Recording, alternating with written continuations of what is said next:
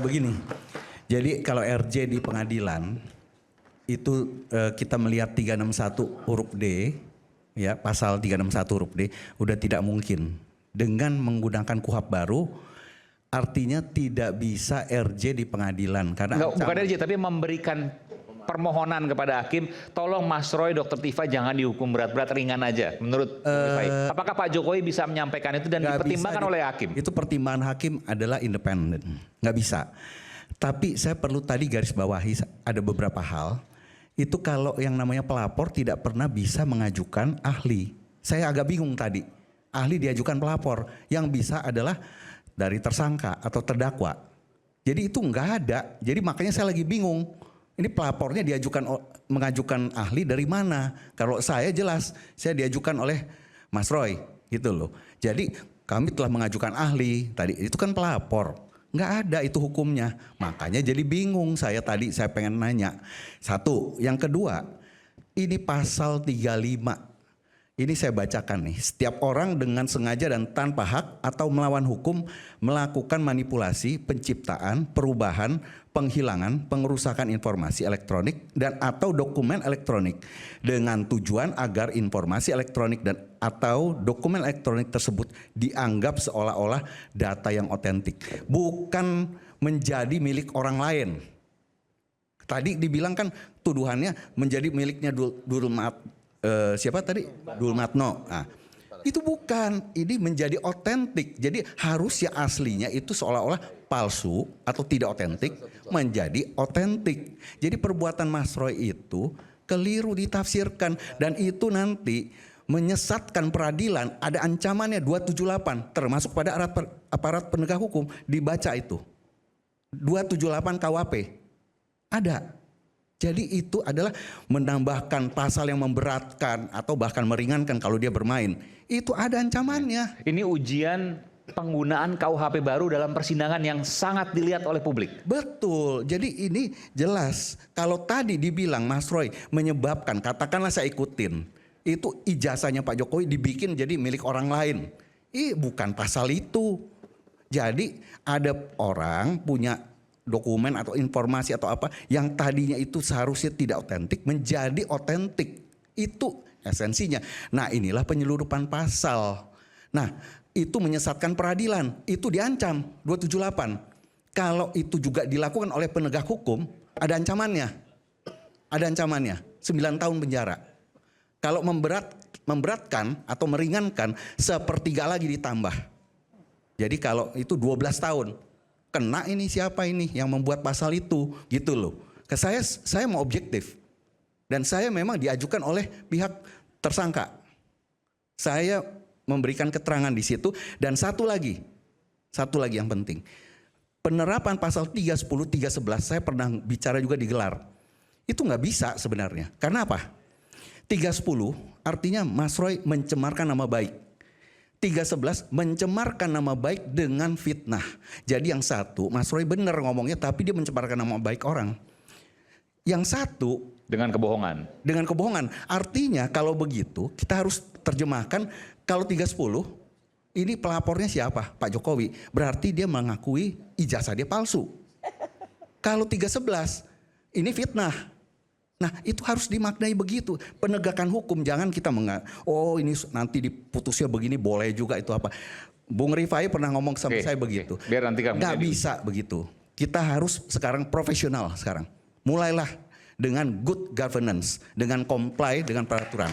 Ya, jangan lagi. Ya, terima kasih. Oke, kita kembali saat lagi nanti kesempatan untuk Bung Adi Azwan dan yang lain sesaat lagi di Rakyat Bersuara.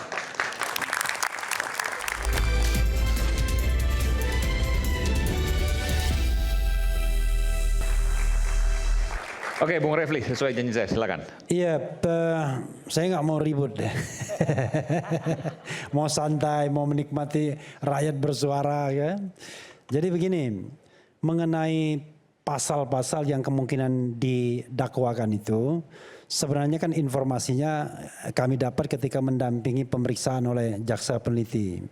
Waktu Mas Roy dan Dr. Tifa diperiksa, waktu diserahkan pelimpahan tahap 2 kan mereka diperiksa tuh, ada checklist macam-macam Nah itu salah satunya kan kita lihat tuh di form itu, pasal-pasal yang kemudian dikenakan, lalu kita ke konfirmasi ke jaksanya, ini benar dan lain sebagainya. Jadi sebenarnya tidak juga eksklusif banget ya kan, biasa aja. Jadi nah di situ kita melihat tidak ada pasal 160 dan 28 ayat 2 Undang-Undang ITE.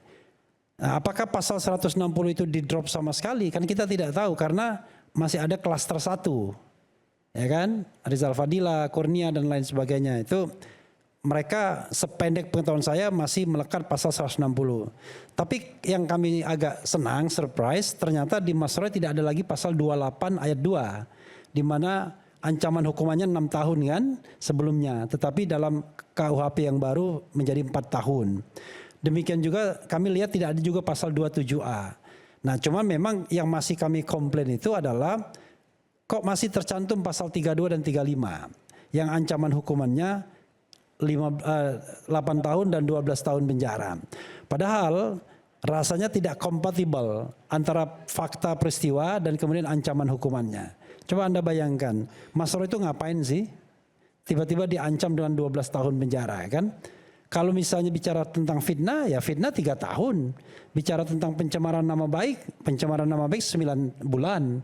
Karena itu apa yang ada di masyarakat dengan apa yang kemudian dikerjakan oleh penyidik, ini saya katakan penyidik, ini hasil dari penyidikan kan, itu sangat ada kesenjangan yang luar biasa. Masyarakat kan hanya mengatakan ini soal ijazah palsu, ada satu versi yang mengatakan ini fitnah, satu versi mengatakan ini 99,9% palsu. Tapi kemudian yang terjadi adalah digunakan pasal-pasal lain yang bukan pada tempatnya, karena itu untuk kejahatan ekonomi sesungguhnya. Jadi pasal 32 ayat 1 dan pasal 35 itu adalah kejahatan ekonomi di mana seseorang itu merusak dokumen orang lain atau milik publik dan kemudian untuk mendapatkan keuntungan ekonomi tentunya. Apalagi misalnya data perbankan dan lain sebagainya. Demikian juga sebaliknya. Ini ada data palsu, data elektronik palsu kemudian dijadikan seolah-olah otentik untuk menipu juga. Tentu untuk keuntungan ekonomi. Nah, ini yang kemudian kita terus fight ya. Kalau misalnya hal seperti ini kita pra-peradilankan, ya tidak salah juga karena hak kita untuk kemudian mempermasalahkan agar dalam forum pokok perkara nanti kita jauh lebih ringan masalahnya. Jadi kalau misalnya masalahnya mau kita lokalisir dengan fitnah versus keyakinan 99,9% palsu, kan itu sudah apple to apple sesungguhnya. Jadi kita buktikan di satu sisi Mas Roy bilang itu 99,9% palsu, mereka mengatakan itu fitnah. Nah itu apple to apple, tapi ketika ada pasal-pasal lain dengan 8-12 tahun penjara, nah itu yang tidak apple to apple, itu satu hal ya. Yang kedua, sebenarnya begini, kita paham betul ya, mengapa kemudian tiba-tiba ditangkap dan kemudian tidak dibantarkan, walaupun di rumah sakit. Jadi tetap ditahan itu dalam status penahanan. Penyidik sudah ngomong sama saya, Bang ini nggak dibantarkan katanya. Jadi tetap dalam proses penahanan. Karena sederhana, dia ingin memveta kompli kejaksaan. Karena berdasarkan track record selama ini, kalau misalnya sudah ada penahanan dari penyidik, biasanya dilanjutkan oleh kejaksaan. Tetapi jangan lupa, dalam KUHP ini masing-masing punya otoritas. Jadi makanya kita tidak mengatakan ini penangguhan penahanan. Ini Mas Roy itu tidak ditahan, bukan penangguhan penahanan. Ya. Karena penahanan di Polda Metro Jaya atau penyidik sudah berakhir ketika kemudian diserahkan tahap 2. Ketika diserahkan tahap 2, jaksa memilih untuk tidak menahan. Sebagai kompensasinya, Mas Roy disuruh wajib lapor. Ya nggak apa-apa. Jadi wajib lapor setiap Senin ya. Sudah dijalankan sekali.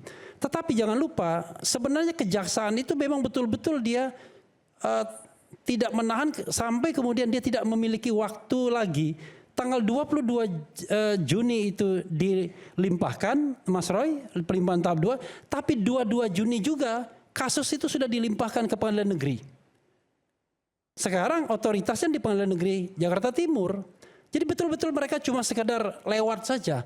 Tetapi dalam lewat tersebut mereka sudah siap dengan semua hal itu. Soal pelimpahan dan lain sebagainya. Jadi menurut saya kita ya kalau di Rakyat Bersuara berdebat itu memang kebutuhannya pemirsa untuk rame-rame. Tapi kebutuhan persidangan ke depan tentu kita ingin konsentrasi, ya. Nah, karena itu sebenarnya itulah sebabnya mengapa tindakan penyidik ini kita protes melalui forum pra peradilan. Karena begini, keinginan untuk membawa kembali Mas Roy ke rutan Polda Metro Jaya tinggi sekali, sampai penyidiknya membisikin saya kan, "Bang, ini nanti akan dikembalikan ke sini." Loh, dari mana taunya? Ya pokoknya ada lah informasinya. Ini di rumah sakit waktu itu? Bukan, waktu di Rutan. Oke. Dari mana taunya, saya bilang? Enggak ada lah. Dan terakhir dia bilang, ya udah dari saya aja, anggap aja, katanya. Nah, karena itulah kemudian kita bertanya-tanya, bukan curiga ya, bertanya-tanya. Mengapa kemudian ketika menyerahkan Mas Roy dan Dr. Tifa, penyidik tidak segera pulang? Mobil tahanan dan semua aparat ada di sana sampai kemudian confirm pada pukul 4 lebih. 2 kali kita sholat zuhur, sholat asar di sana. Confirm bahwa Mas Roy dan Dr. Tifa tidak ditahan. Barulah mereka pulang. Dan kalau dilihat wajahnya dengan perasaan sedih, dengan perasaan yang kecewa. Kan kita kemudian bertanya-tanya, kenapa kemudian, apa alasan yang adequate, yang memadai untuk menahan seorang Mas Roy? Karena kalau kita baca dari 8 alasan untuk menahan sebagaimana diatur di pasal 100 ayat 5, tidak ada satupun yang bisa dikenakan kepada Mas Roy. Misalnya, nah, ini menarik ya. Artinya ini betul pertama kali terjadi bahwa ada perbedaan pandangan yang begitu tajam antara penyidik polisi dalam hal ini dengan jaksa JPU. Saya mau bercanda aja. Saya kira bukan perbedaan pandangan yang tajam, perbedaan kepentingan yang tajam, jangan-jangan. Kalau perbedaan pandangan itu kan biasa. Saya kalau udah perbedaan kepentingan, jadi dari perbedaan kepentingan yang tajam ya, bercanda lah ini. Iya, bercanda. Dari 8 kriteria itu tidak ada satupun Mas Roy apakah berupaya melarikan diri. Kalau dulu dikhawatirkan melarikan diri. Kalau sekarang KUHP sekarang enggak, berupaya. Berarti ada upaya dari pihak tersangkanya. Kalau khawatir, saya mau dalamin lagi, perbedaan kepentingannya apa? Nah, antara penyidik sekarang pertanyaannya, dengan jaksa. Ya, saya kira ahli-ahli analisis politik harus ditampilkan di sini. Oh, jadi Aiman ini kura-kura dalam perahu, pura-pura tidak tahu, ya kan? Jadi kita tidak mungkin kasus seperti ini tidak ada dimensi politiknya, pasti ada dimensi politiknya. Tetapi saya tidak ingin terjebak pada sebuah spekulasi. Makanya kemudian kita challenge dari jalur hukumnya. Misalnya begini, apakah penyidik itu, maaf kata ya, saya mau katakan bodoh agak bingung ya. Begitu cerobohnya, ceroboh aja ya, ceroboh asap. Begitu cerobohnya ketika dia membuat surat penangkapan dan penahanan yang tidak bisa dilaksanakan. Makanya kata Mas Didi tadi itu keterangannya palsu yang masuk di situ. Karena dalam surat penahanan misalnya dikatakan 1 kali 24 jam setelah ditahan maka tersangka harus diperiksa. Kan nggak mungkin dilakukan lagi, orang sudah P21 sudah completed penyidikannya. Kan gitu. Lalu apa yang kemudian menyebabkan dia harus menahan? Alasan subjektifnya tidak ada lagi kecuali tadi alasan objektif pasal 32, 35 yang saya anggap sontoloyo tadi, ya kan? Nah, karena itu kalau kita tidak bisa menjelaskannya dari sisi hukum, karena hukumnya salah semua, maka kita bicara ini perbedaan kepentingan jadinya, kepentingan yang berbeda. Maka dalam konteks ini saya mengatakan tidak menahan itu jauh lebih menghargai hak asasi manusia, lebih punya aspek humanisme dan lebih hormat kepada yang namanya asas presumption of innocence. Jadi bukan presumption of guilt. Kenapa begitu? Karena ini kan sering saya ulang-ulang sebenarnya. Ini kan kejahatan yang bukan dari sononya kejahatan. Bukan namanya mala in se, tapi mala in prohibita. Jadi kalau misalnya Mas Roy ini perampok, pembunuh, pemerkosa, teroris dan lain sebagainya, wajar ditangkap. Karena kemudian ada satu kekhawatiran yang luar biasa adalah mengulangi perbuatan. Tapi ini ranah tentang perbedaan pendapat. Dia meneliti sebuah dokumen ijazah mengatakan 99,9% palsu. Lalu kemudian mau ditangkap. Negara demokrasi macam apa kita? Mau ditahan. Ya kan? Padahal masih banyak tuh koruptor yang berkeliaran. Bahkan ada yang sudah inkrah pun enggak juga ditahan. Tidak juga dimasukkan ke lapas. Dan kalau kita bicara tentang misalnya perjalanan kasus Rasman itu baru masuk penjara ketika sudah inkrah.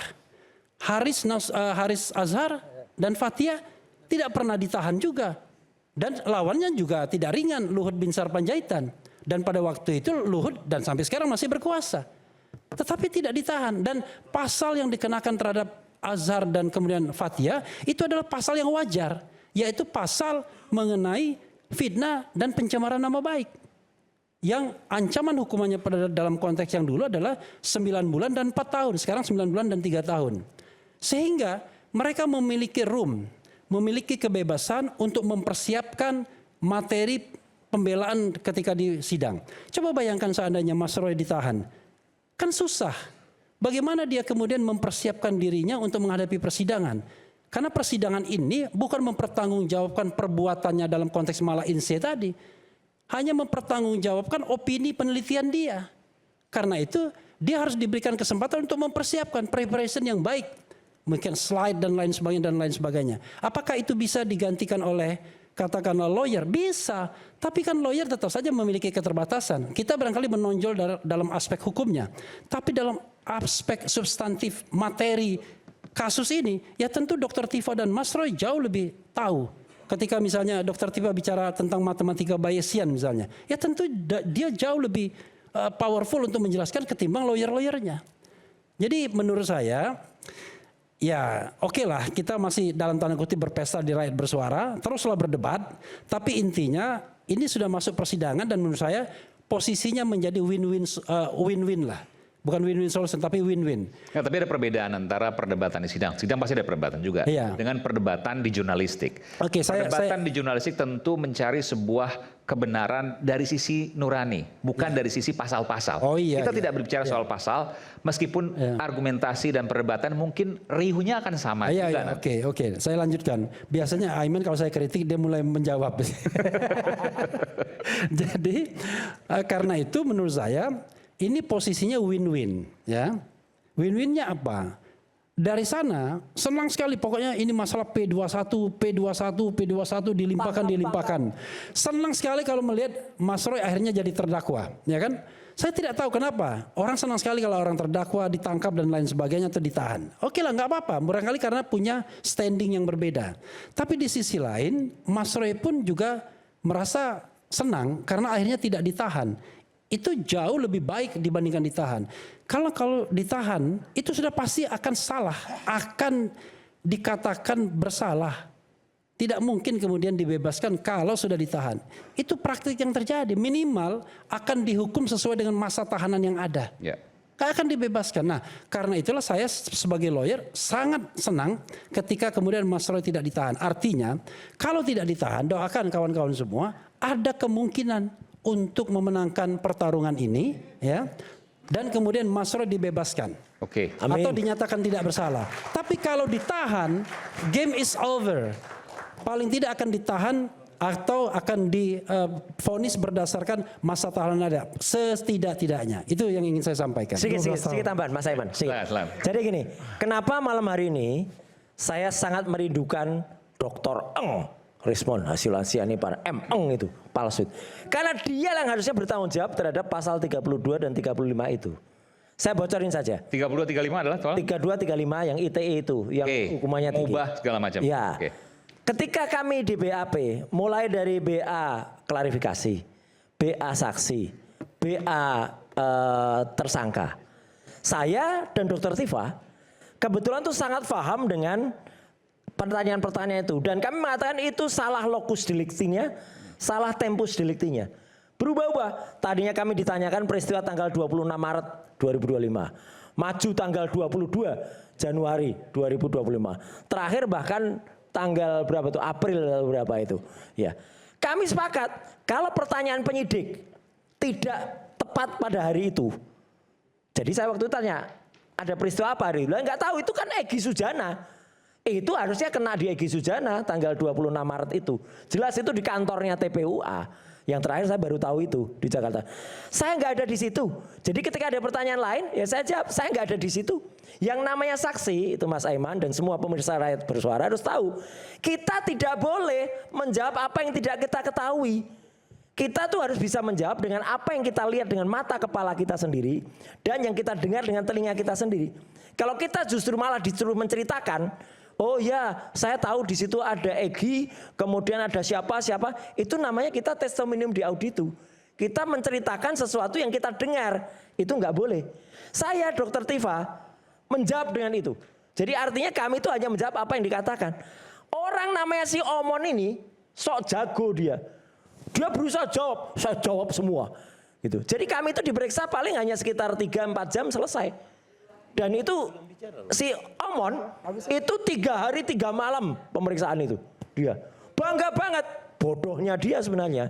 Bangga banget, jadi dialah yang kena sebenarnya pasal 3. Karena apa? Dia kemudian dikenakan yang soal mengubah agama. Padahal sebetulnya sejujurnya objektif nih teman-teman.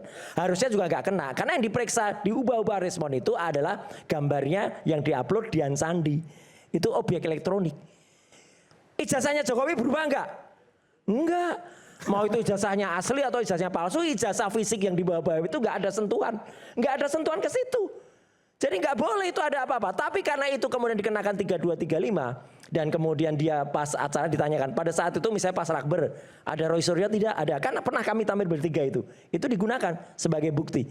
Jadi saya ikut. Harusnya begitu si Omon itu respon dokter palsu itu kena SP3 dan kemudian kena RJ, ya, dia dicabut, ya harusnya 3235 dicabut lah. Kok orangnya yang melakukan 3235 dicabut, kok pasalnya ditinggal tuh ke kita. Ibaratnya kita bertiga melakukan, ini ilustrasi yang gampang, kita bertiga melakukan tindakan pembunuhan misalnya.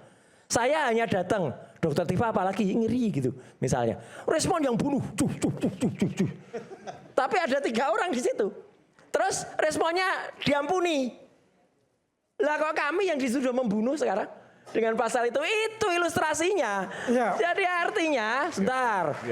Kamu nggak punya legal standing, nggak usah. Lah giliran saya kapan saya ngomong? Makanya. Kalau Anda bicara terus. Makanya saya harus menjelaskan juga kepada masyarakat. Udah toh. Ini jangan dijadikan ini trial by media. Gitu loh. Bohong. Kita harus memberikan informasi yang punya kartu jelas untuk itu. Palsu nih, ya? Kartu avokat palsu. Apa hubungannya? Ya, ini itu bukan kartu avokat.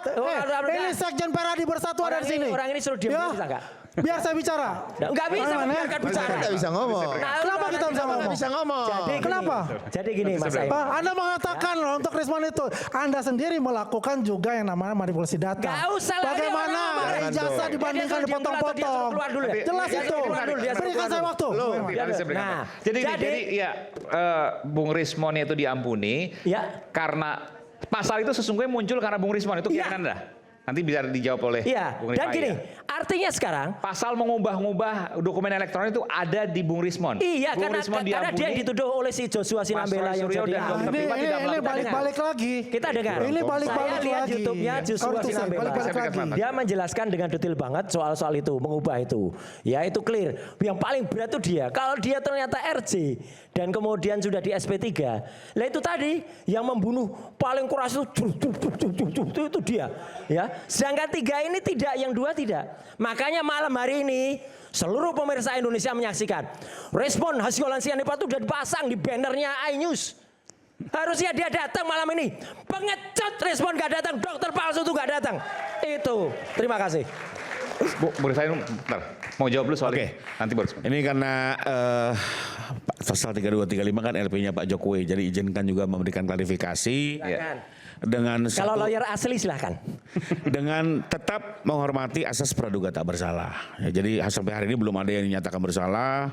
Semua boleh menyangkal pasal-pasal tersebut, tapi izinkan kenapa kami menerapkan pasal 3235. Karena memang faktanya dalam pandangan kami yang dilakukan rekan-rekan ini tidak hanya sekedar melakukan fitnah secara lisan, tapi menggunakan kemajuan teknologi IT.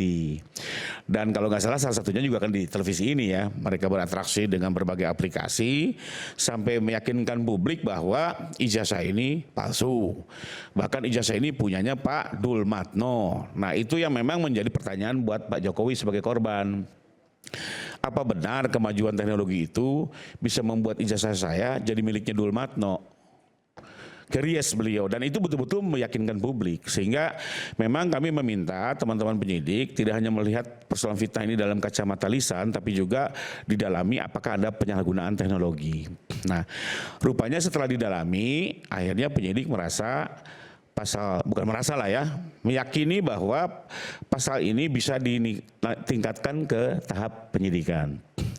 Sehingga dia sudah mengumpulkan pembuktian terkait pasal 32 dan 35. Termasuk juga bagi satu lembaga hukum yang dianggap kepentingannya lain tadi, ya, yang tidak melakukan penahanan, juga dia sepakat bahwa pasal 3 dan 2, 3, 3, 5 ini bisa untuk diuji di persidangan. Artinya sudah memiliki alat-alat bukti yang cukup. Dengan tetap menghormati asas praduga tak bersalah. Tapi artinya adalah laporan yang kami lakukan juga bukan tanpa dasar. Karena sudah ada 2 lembaga hukum, baik penyidik maupun penuntut umum, memiliki confidence untuk bisa membawa ini ke persidangan. Nah, nanti tinggal kita lihat apakah ini bisa dibuktikan atau tidak, apakah ini bisa menjadi dasar vonis atau tidak. Kita hormatilah dengan proses hukum yang sedang berlangsung, perdebatannya muncul, dialektika yang muncul, karena kembali lagi kan, ini sesuatu yang baru nih Bang Aiman ya. Karena sejujurnya kalau nggak pakai IT, banyak orang nggak yakin. Gitu ya. Tapi dengan IT, maksudnya? Iya, dengan IT ya.